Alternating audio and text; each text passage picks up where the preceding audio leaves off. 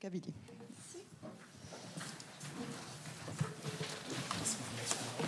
Yes. Pas trop bouger. Alors je bouge beaucoup. C'est mieux possible. Attends, comment tu fais pour faire un grand? Il faut que ça aide. Normalement, t'as toute une bande là. Je l'ai pas. Attends, en fait, c'est bon. Je regarde. Tu peux essayer ça? Ouais, je peux essayer. Je pense.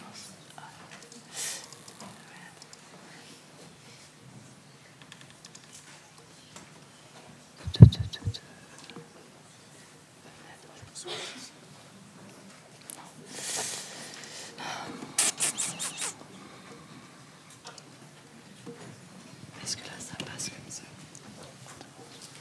Oui, ça passe comme ça. C'est juste pour... Ah, il faut...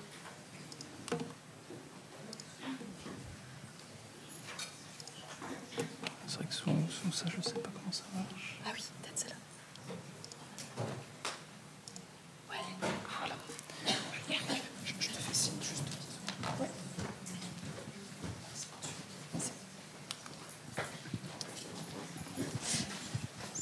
Eh bien, bonjour à tous et à toutes. Je m'appelle Rebecca Billy et je suis coordinatrice de la sensibilisation et de l'essaimage au sein de la Pause Brindille, donc qui est une association de soutien aux jeunes aidants. Donc la petite spécificité, effectivement, c'est qu'on va parler de jeunes aidants.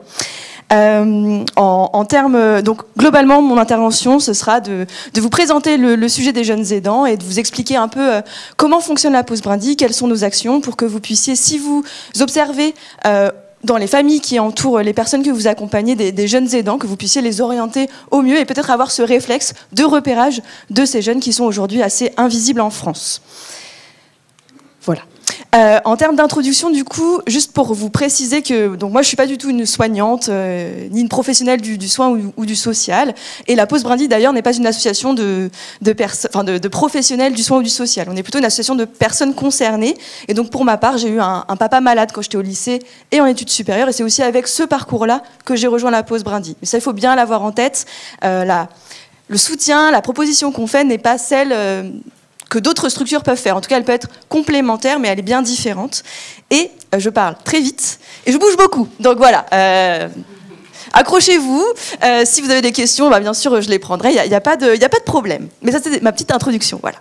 Et j'espère que ce sujet vous parlera et que je saurai retenir votre attention. Bref. Donc, premier point, pardon. Qu'est-ce que c'est qu'un jeune aidant, finalement, et qui sont les jeunes aidants en France ? Je ne sais pas si certains d'entre vous connaissaient ce sujet, peut-être pas, peut-être que vous le découvrez, peut-être que vous en avez déjà entendu parler. En tout cas, aujourd'hui, c'est un sujet qui est émergent, peu connu. Et quand on parle de jeunes aidants, on a en France une définition officielle qui nous est proposée par le projet GED, qui est un projet issu de l'université Paris-Descartes, qui nous dit qu'un jeune aidant, c'est un enfant ou un adolescent qui va apporter des soins, du soutien, de l'assistance à un proche du fait d'un problème de santé. Donc on parle bien d'enfants mineurs quand on parle de jeunes aidants et de ce qu'on appelle des jeunes adultes aidants entre 18 et 25 ans. Donc on est sur un jeune qui va être confronté à un problème de santé de quelqu'un de son entourage, de sa famille, et qui va lui apporter du soutien. Voici la définition officielle. Pour la Pause Brindille, qui sont les jeunes aidants que nous accompagnons et vers lesquels, si vous sentez que c'est important, vous pouvez orientés.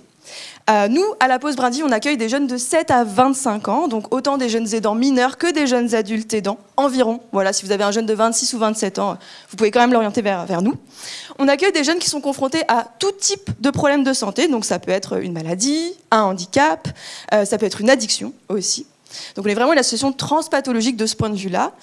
Donc un jeune qui est confronté à un problème de santé dans son entourage ou dans sa famille. Donc globalement, ça peut être un jeune, sur le cas de ce qui nous intéresse aujourd'hui, qui a par exemple un parent atteint d'un trouble bipolaire, ou un frère ou une sœur, ou un conjoint, une conjointe, un meilleur ami. Voilà. Mais on accueille d'autres types de jeunes aussi, d'autres types de situations en tout cas. Et ce qui est très important pour nous à la Pause Brindille, c'est d'accueillir ces jeunes, quel que soit le niveau d'aide qu'ils apportent à leurs proches. On le verra, les situations sont très très variées et les jeunes peuvent apporter un niveau d'aide très très différent en fonction de leur situation. Donc on va vraiment accueillir des jeunes qui vont être aidants principaux, donc qui vont apporter un soutien qui est régulier, qui est quotidien. Et puis on va aussi accueillir des jeunes qui sont ce qu'on appelle des co-aidants, donc ils vont prendre le relais avec un aidant principal, qui par exemple est le parent, dans le cas d'une famille. Et puis on peut aussi accueillir des jeunes qui ne se reconnaissent pas comme aidants, voire qui n'apportent peut-être pas une aide au quotidien, mais qui vont être impactés par cette situation. Donc finalement, nous, ce qui nous intéresse, ce pourquoi on va accueillir ces jeunes, c'est plutôt le niveau d'impact qu'ils ont sur leur vie. J'espère être claire jusqu'ici. Globalement, que font ces jeunes aidants pour leurs proches au quotidien?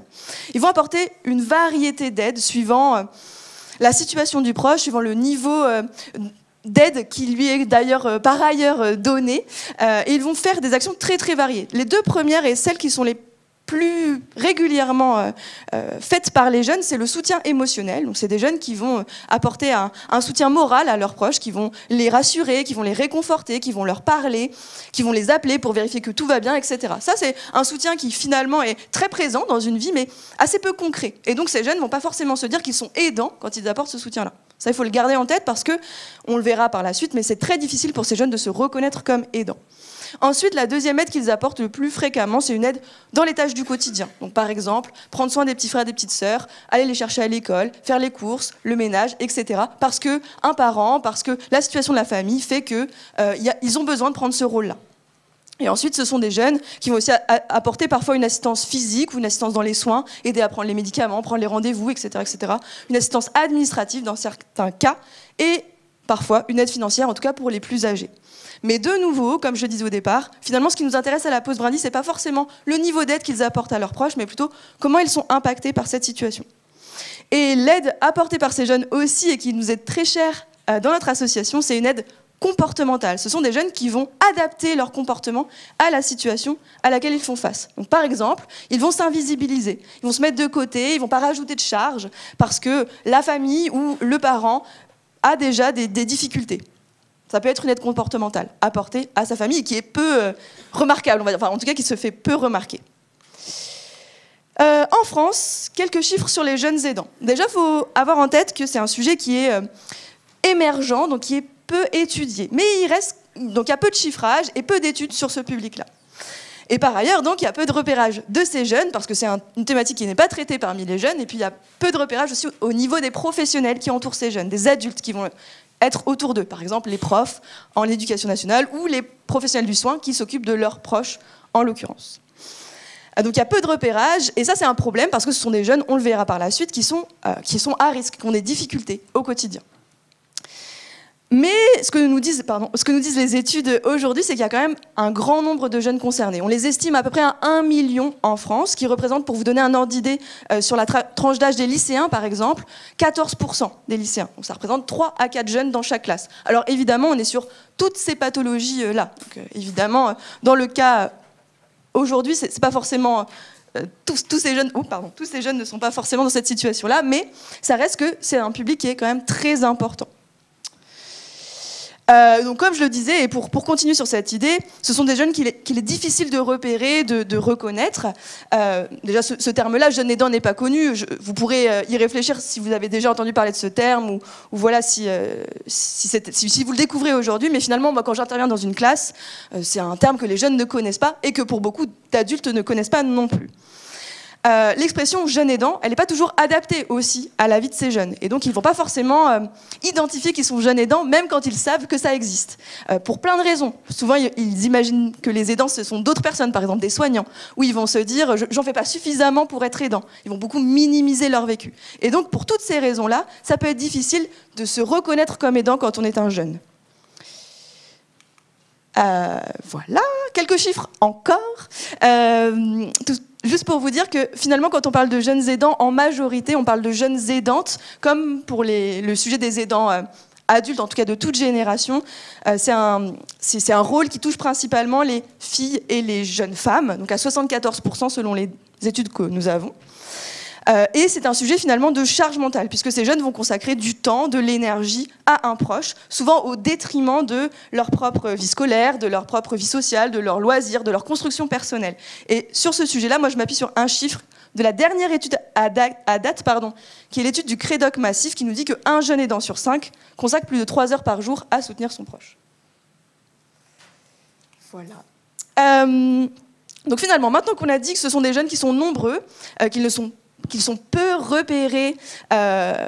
Pourquoi c'est un sujet de société et pourquoi c'est important pour moi que ce soit un sujet qui soit emparé par tous, y compris par les professionnels du soin ou de la santé. C'est parce qu'en fait, être jeune aidant, c'est pas simple. Ça a des impacts sur la vie de ces jeunes, sur différentes dimensions de leur vie. Le premier impact qu'on observe, nous, à la Pause Brindille, et qui est observé d'ailleurs par les autres associations sur ce sujet et par les chercheurs, c'est des impacts sur la vie sociale. C'est des jeunes qui vont être plus isolés que les autres parce qu'ils ont le sentiment d'être différents, parce qu'ils ont moins de temps aussi pour avoir développé des amitiés, pour faire des activités. Et donc, ils vont être en décalage avec les autres jeunes.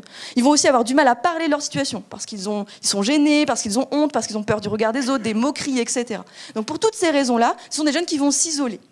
Ils vont aussi beaucoup développer des sentiments de culpabilité. Culpabilité d'être en bonne santé quand son parent ne l'est pas. Culpabilité de prendre du temps pour soi. Donc pour toutes ces raisons-là, ils vont grandir avec ces poids. Et puis pour certains, ils ne vont pas parler de leur situation non plus, notamment aux professionnels qui sont présents dans l'éducation nationale, les assistantes sociales, les psychologues scolaires, parce qu'ils ont peur de ce que ça aura comme conséquence. Donc ils ont peur notamment d'être retirés de leur famille par les services sociaux. Donc c'est une peur qui peut être fantasmée, mais qui reste présente et qui fait que ces jeunes vont avoir du mal à parler à un professionnel. Donc premier niveau d'impact sur la vie sociale. Deuxième niveau d'impact qu'on observe aussi beaucoup parmi les jeunes qu'on connaît à la Pause Brindille, c'est des impacts sur la santé physique et mentale. Ce sont des jeunes qui, en grandissant, vont avoir des angoisses, du stress, une charge mentale en fait qui est très importante et qui pèse sur leur propre construction. Des jeunes qui vont aussi avoir une estime d'eux-mêmes en baisse, des douleurs parfois, de l'épuisement, et donc à long terme qui vont grandir en développant ces difficultés-là. Sur la vie scolaire aussi, de nombreux impacts, de nombreuses conséquences, parce que, comme je le disais, c'est des jeunes qui mènent une double vie. Et donc, ils ont du mal à mener de front tous les espaces de leur vie, ils vont prioriser leurs proches. Et donc, quand ils arrivent à l'école, ils vont être plus fatigués, ils vont avoir du mal à se concentrer en cours, ils vont avoir du mal à faire leurs devoirs, et ça peut impacter leurs notes, leurs résultats, leur orientation, etc., etc.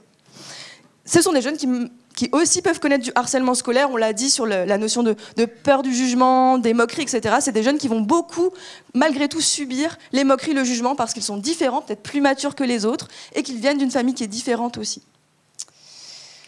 Et ces impacts sur la vie scolaire, on les retrouve sur la vie professionnelle ou sur la vie des jeunes adultes, on va dire, dans leur construction, de leur futur profession ou dans leurs études. Donc ils vont avoir du mal par exemple à quitter leur famille pour faire des études plus éloignées parce que voilà, ils doivent rester auprès de leurs proches, du mal à garder ou à décrocher un premier emploi avec toujours ces questions d'absence, de retard, de difficulté à jongler entre différents domaines de sa vie. Et puis, des jeunes qu'on retrouve aussi beaucoup dans les métiers du soin ou du social. Donc ils vont finalement s'orienter vers des carrières autour du care, du soin des autres, parce qu'ils ont intégrer une dimension d'aide très tôt dans leur vie. Et ça a évidemment des conséquences positives, ça crée des vocations, on va dire, mais ça peut aussi avoir des conséquences négatives, en termes notamment de burn-out précoce. On a des jeunes qui vont craquer à 25 ans ou à 30 ans, parce que finalement, l'aide, ils en font dans tous les espaces de leur vie. Quelques conséquences positives aussi, puisque les jeunes nous en font part.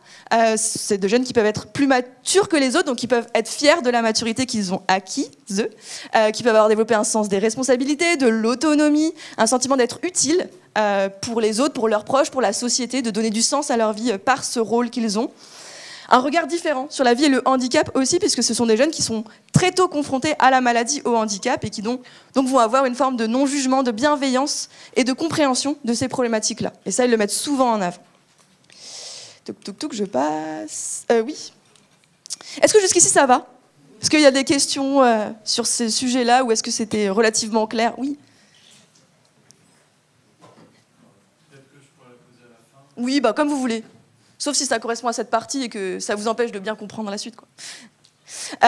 Donc voilà, globalement, je ne sais pas si j'ai été suffisamment claire sur ce sujet-là, mais l'idée était de vous faire comprendre que peut-être autour de vous, il y a des jeunes aidants, que ce soit dans votre profession ou dans votre vie personnelle, parce qu'on connaît peut-être tous et toutes une personne fragile fragilisée par un problème de santé, qui a un enfant, ou une personne qui a un enfant avec une maladie, un handicap, qui ont des frères et sœurs, et que tous ces jeunes peuvent connaître des conséquences sur leur vie, sur leur construction, du fait de ce rôle-là, de cette vie-là, et que ces jeunes peuvent être orientés, par exemple, vers la Pause Brindille ou vers les autres dispositifs qui existent pour ces jeunes. Donc, juste pour terminer sur cette partie, et après présenter notre association et vous donner un peu d'éléments sur ce qu'on fait, Globalement, il existe différentes aides aujourd'hui pour les jeunes aidants. Alors, assez peu, mais malgré tout, elles se développent. Donc, retenez peut-être au niveau national que la Pause Brindille, on a développé un service d'écoute pour ces jeunes aidants et une communauté digitale. Mais ça, j'en parlerai après. Qu'il existe une association qui s'appelle JAD, Jeunes Aidants Ensemble, qui développe des séjours de répit pour les jeunes aidants mineurs. Séjours de répit qui existent un peu partout en France, mais il y en a un notamment à Chaponneau, donc à côté de Lyon. Qu'il existe aussi pour les jeunes aidants, et c'est peu connu, des aides financières qui sont proposées par la Fédération Agir Carco. Donc les jeunes peuvent demander, soit parce qu'ils sont eux-mêmes cotisants à une caisse de retraite, soit parce que leurs parents ou un membre de leur foyer est cotisant. Ils peuvent demander une aide qui va, par exemple, leur permettre de financer du soutien psychologique, des solutions de répit, de l'accompagnement dans la vie scolaire. Donc ça, c'est des aides qui sont peu connues et donc peu demandées. Et donc c'est important pour nous de le souligner.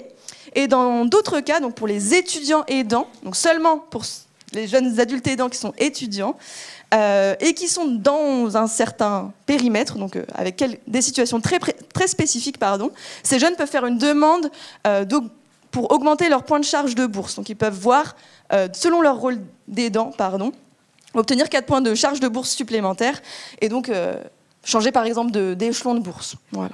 C'est globalement les aides qui existent au national pour les jeunes aidants. Et puis après, ponctuellement ou de territoire en territoire, de plus en plus, des associations tendent à proposer certaines choses.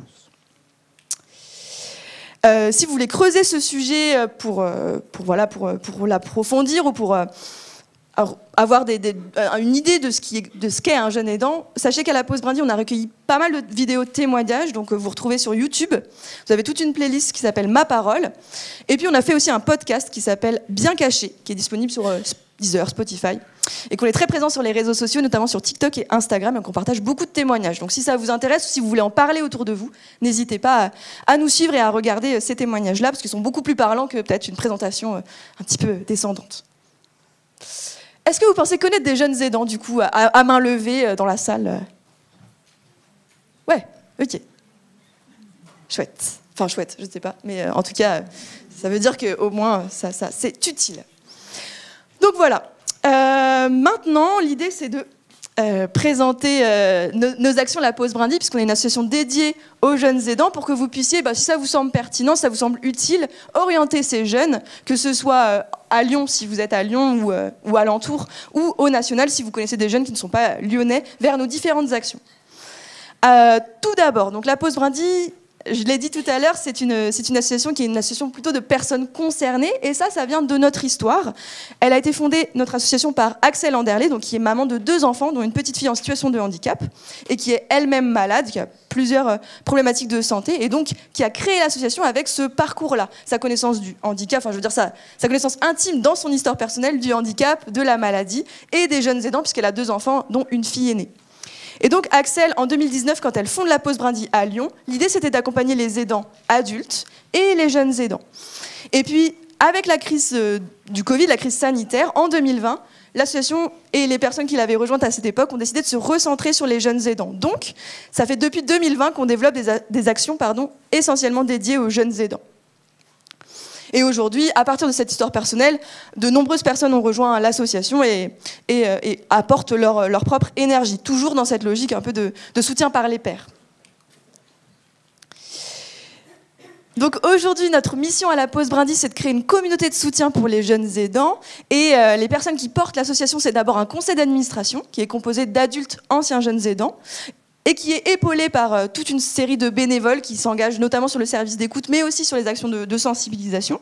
Et puis on a toute une équipe opérationnelle, donc composée de 9 salariés et 8 mois dans l'année de 4 volontaires en service civique. Donc c'est ces personnes-là qui vont mener les projets au quotidien.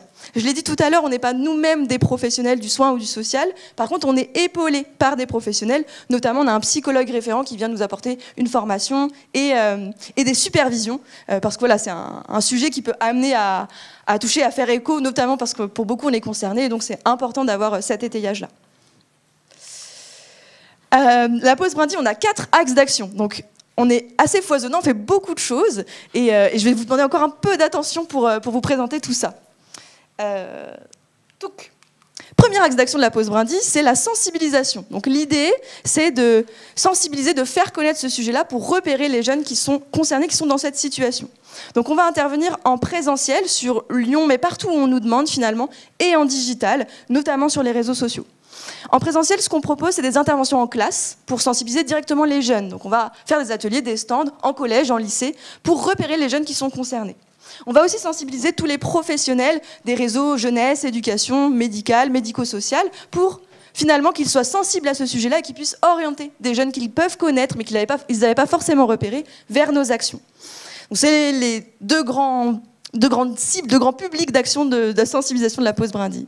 Et puis on va aussi être présent dans des forums ou des événements qu'on va notamment porter nous-mêmes. Donc on fait des conférences, on organise les rencontres de la jeunesse aidante, notamment en octobre prochain. Mais on fait aussi des stands dans la rue, des ciné-débats, enfin plein d'actions qui visent aussi à sensibiliser le grand public. Et puis comme je le disais tout à l'heure, on est très présent sur les réseaux sociaux, notamment sur TikTok, Instagram, et on partage beaucoup de contenu de sensibilisation sur ces thématiques-là. Voilà le premier axe. Le deuxième axe, c'est la libération de la parole de ces jeunes. Donc l'idée de capter des témoignages et de les diffuser, notamment sur les réseaux sociaux, mais aussi dans la presse. Donc comme je vous l'ai dit tout à l'heure, sur YouTube, vous retrouvez toute une playlist de vidéos témoignages, vous avez un podcast qui s'appelle Bien Caché, et toute une série de mini-témoignages de jeunes aidants sur Instagram et TikTok. L'idée de ces témoignages-là, c'est de se dire, le terme jeune aidant, il ne parle pas aux jeunes directement, il est peu parlant, on va dire, et c'est plus facile de se reconnaître à travers le témoignage d'un autre jeune, d'une autre personne. Car on se dit tout de suite, voilà, ça c'est ma vie, ça met des mots sur mon quotidien. Et donc on passe beaucoup par le témoignage pour sensibiliser et permettre l'auto-reconnaissance. Le troisième axe d'action de la pause brindille, c'est le soutien qu'on apporte aux jeunes. Du coup, une fois qu'on les a repérés, une fois qu'on a sensibilisé, une fois qu'ils se sont reconnus comme aidants et qu'ils se sont dit « Ah tiens, j'ai peut-être des besoins et j'ai peut-être besoin d'une association comme la pause brindille », eh bien qu'est-ce qu'on propose à ces jeunes directement ? Dans un premier temps, on a lancé un service d'écoute qui s'appelle Brin d'écoute, qui est accessible au national et qui propose de l'écoute entre pairs en digital. Donc vous voyez sur l'écran, il y a un petit téléphone, globalement, ça vous montre comment ça fonctionne. C'est un chat en ligne. Les jeunes échangent beaucoup de messages en général, qui est connecté sur 3 périodes dans une semaine. Donc il y a 3 permanences par semaine et qui propose de l'écoute individuelle. Derrière le téléphone, ce sont d'autres jeunes qui sont formés et supervisés par un psychologue, mais qui proposent vraiment de l'écoute de jeune à jeune, puisque c'est l'ADN même de la pause brindille. Donc ce service d'écoute, il propose 3 permanences par semaine, comme je l'ai dit, et il propose aussi un temps d'échange collectif en visio 1 fois par mois. Il est anonyme, en tout cas, sur les permanences d'écoute. Et l'idée, c'est vraiment que les jeunes puissent avoir un espace pour parler, pour vider leur sac, pour échanger sur leur vécu avec quelqu'un qui les comprend, qui est là pour eux, et aussi qu'ils puissent être orientés vers d'autres professionnels suivant leurs besoins, leurs difficultés. Donc c'est vraiment de l'écoute et de l'orientation.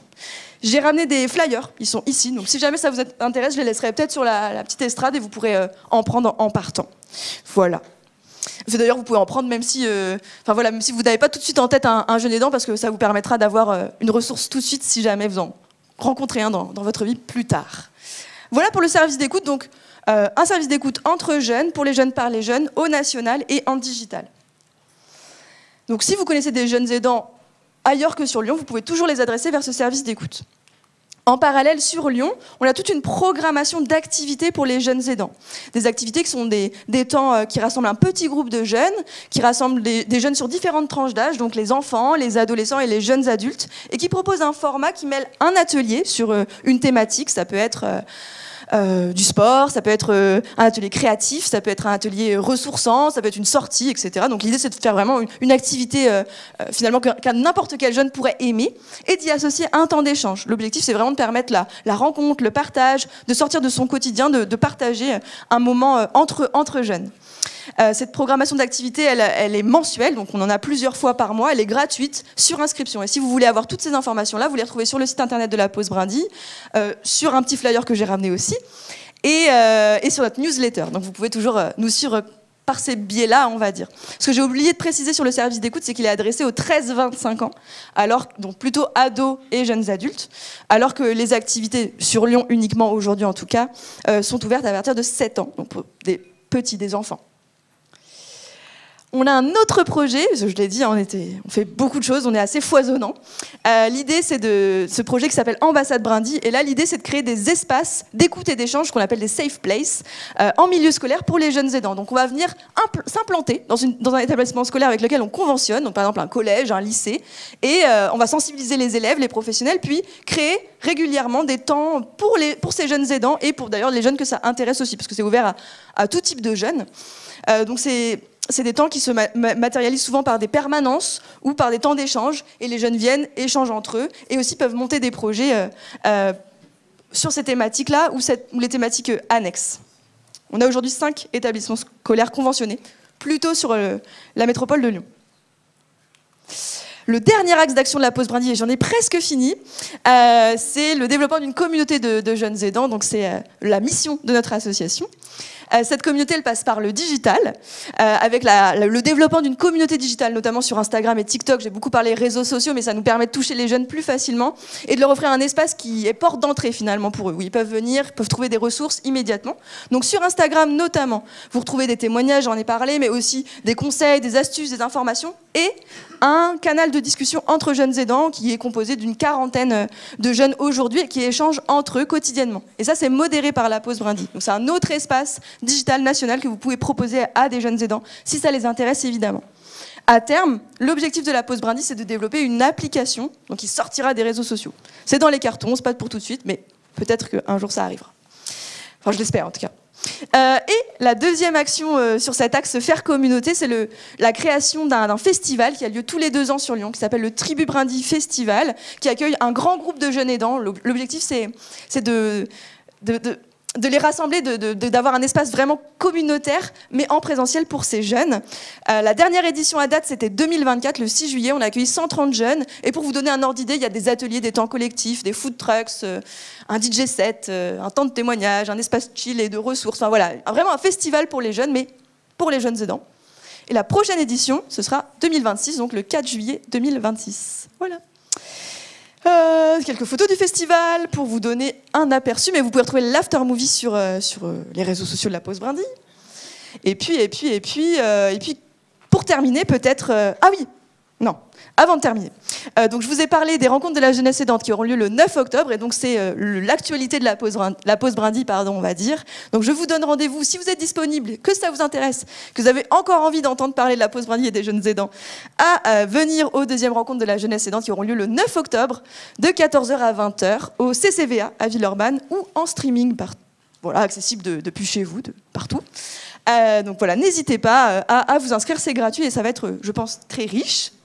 Et puis sinon, pour conclure, voilà, juste quelques pistes d'action après cette intervention. Donc la première, c'est bien d'identifier les jeunes qui sont concernés. Donc j'ai posé la question, certaines mains se sont levées. Je suis sûre qu'autour de vous, il y a des jeunes aidants et que vous pouvez les identifier. Vous pouvez au moins faire ce repérage qui pour moi est essentiel. La deuxième action, c'est de communiquer sur nos actions ou les actions qui concernent les jeunes aidants autour de vous, à vos collègues, à vos amis, sur vos propres réseaux, dans vos mails, etc. N'hésitez pas à partager des flyers, à partager des posts, à envoyer des mails. C'est aussi comme ça que se fera finalement cette sensibilisation qui pour nous est l'affaire un peu de tous et de toutes. Et donc vous pouvez, et c'est la dernière étape, finalement devenir un peu un ambassadeur de cette question-là autour de vous en partageant et en relayant les actions de la pause Brindy ou d'autres acteurs sur cette thématique. Merci de m'avoir écouté. J'espère ne pas vous avoir perdu.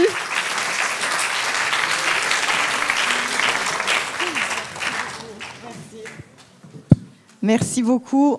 Je dirais que c'est très précieux de savoir qu'on peut avoir accès effectivement à cette offre d'aide aux aidants. Je pense que c'est vraiment d'autant plus précieux que c'est des aidants, des jeunes aidants. Je ne sais pas s'il y avait des questions.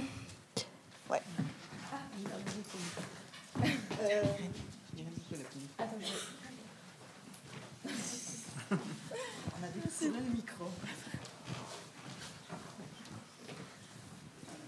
Merci beaucoup pour votre présentation. Je me posais la question du côté, en tout cas, de la santé mentale. Comment est-ce que vous gériez les situations où il n'y a pas forcément eu de diagnostic en fait, de pathologie de santé, sachant qu'on sait que voilà, chez les jeunes, il y a peut-être un peu plus de sensibilisation à la santé mentale et des jeunes qui sont peut-être capables de voir qu'il y a un problème du côté de leurs parents, par exemple, ou d'un de leurs frères et sœurs, mais sans qu'il y ait eu de diagnostic de posé? Oui, c'est une très bonne question. J'allais dire, est-ce que ça s'oriente vers leurs proches? Donc, est-ce qu'ils viennent nous parler de leurs proches ou est-ce que c'est pour eux-mêmes? Parce que parfois, c'est les deux questions finalement. Tout dépend du biais par lesquels on va les accueillir. Si c'est sur le service d'écoute, globalement, on fera de l'orientation pour beaucoup d'entre eux, en leur conseillant d'aller voir les professionnels qu'on connaît, le CLAP, l'unité d'aide aux aidants sur Lyon, d'autres dispositifs qui pourront leur répondre beaucoup mieux que nous et qui pourront les accompagner et les aider. Donc je dirais vraiment de l'orientation et de la connaissance finalement du réseau vers lesquels les orienter, sans savoir ce qu'eux vont faire eux-mêmes, parce que ça reste anonyme et c'est voilà, à chacun de réussir à faire cette démarche-là. Et si c'est sur les activités, on a moins cette problématique-là, parce que, en tout cas pour les mineurs, quand on accueille des jeunes sur les activités, on a forcément un lien avec le parent. Et donc, c'est quand même des parents qui sont conscients de la situation, de leur, par exemple, si c'est eux-mêmes qui ont une pathologie, de leur pathologie et des impacts sur leur enfant. Et c'est aussi valable pour les frères et sœurs. Donc, pour les activités à proprement parler, où finalement on a les données des jeunes et leur... voilà, on pourrait les orienter plus facilement ou les accompagner plus facilement. On a moins cette problématique-là, a priori, puisqu'il y a cette sortie d'anonymat, on va dire. Je ne sais pas si ça répond à la question. Bonjour. Bonjour. Vous m'entendez? Je vous entends. Mais il faut tenir la verticale ou... Voilà, je voulais vous demander, mais ça serait pour vous et l'ensemble du bureau, parce que je suppose qu'il y a vous, il y a le bureau, puis peut-être plein d'autres bénévoles qui mouillent la chemise presque tous les jours. Dans 5 ans, est-ce que vous pensez que la pause brindille sera dans toute la France, ou est-ce que c'est pas la peine, parce que peut-être que dans toute la France, il y a déjà plein d'autres structures qui font la même chose que vous, quoi. Merci beaucoup pour cette question.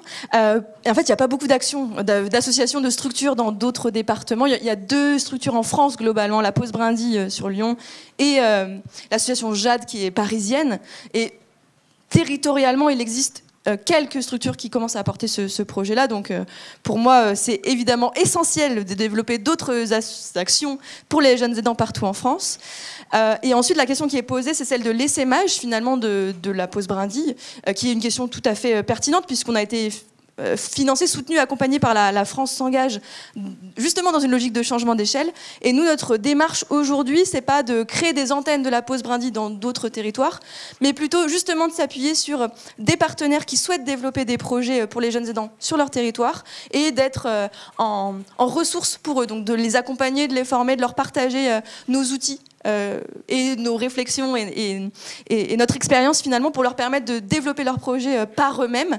Donc on n'est pas vraiment dans une logique de création d'antennes. Donc a priori dans 5 ans, sauf si je me trompe, il n'y aura pas de pause brindille partout en France, mais je l'espère en tout cas, il y aura plein d'acteurs qui porteront des projets pour les jeunes aidants et certains d'entre eux auront pu être accompagnés par la pause brindille et auront du coup peut-être gagné du temps par rapport à ce sujet-là. Pourquoi on ne se développe pas sur un modèle d'antenne? C'est qu'en fait c'est un sujet qui est tellement récent et qui est tellement complexe et transversal que ce serait pas très pertinent qu'on aille s'installer dans un autre territoire et qu'on dise bah voilà, on va créer des actions pour les jeunes aidants à partir de maintenant, parce que ça demande un maillage territorial et une connaissance du territoire qui est assez fine et que finalement on n'a pas en dehors de Lyon a priori, puisqu'on est implanté sur ce territoire-là. Donc on va plutôt s'appuyer sur des partenaires qui ont ce réseau-là et ce maillage et qui ont du coup besoin d'avoir des ressources d'accompagnement, de soutien pour les jeunes aidants.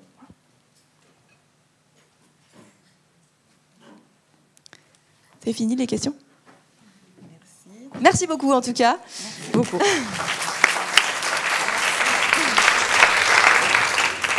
On a 10 minutes de pause et après il y a les collègues du centre bipolaire qui vont